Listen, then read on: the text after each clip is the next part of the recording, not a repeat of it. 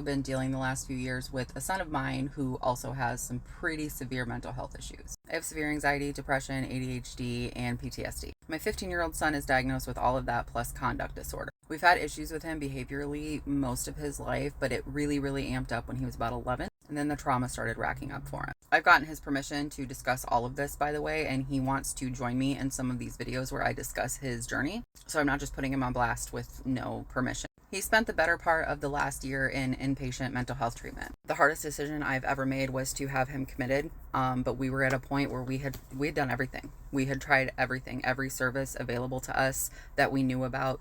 My therapist runs his own practice. He was on the hunt for anything that could help us.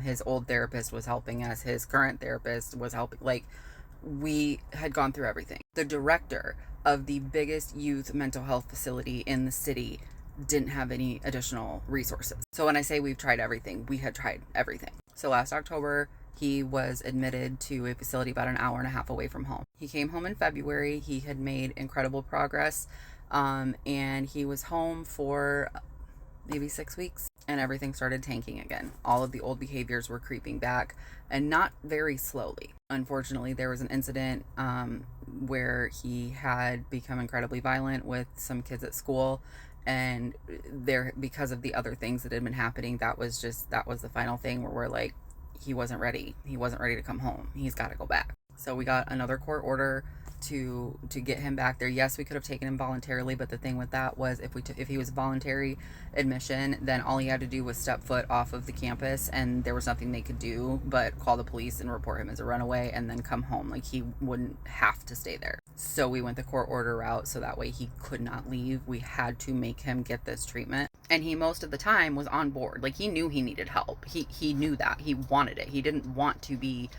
behaving the way he was and thinking and feeling the way he was. That was a big hit. That was a big hit for him to have to go back to inpatient. He felt like we didn't trust him. He felt like we didn't see any progress he had made. He felt like we were just getting rid of him, which I completely understand.